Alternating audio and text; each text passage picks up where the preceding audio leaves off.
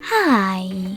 In front of me is ZTE Blade A32 and today I would like to show you how you can add emergency contacts on this device.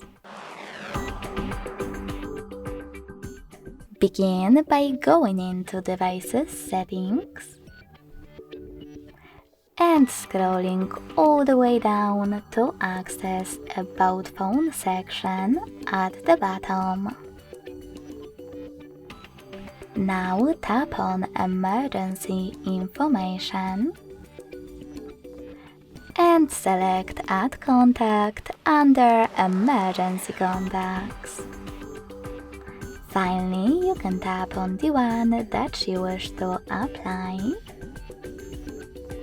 and then do exactly the same to all the other ones you need.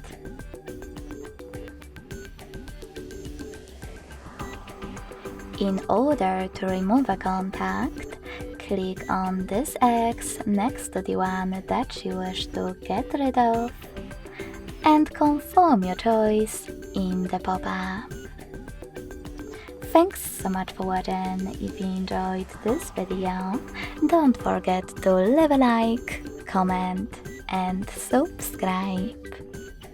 Bye!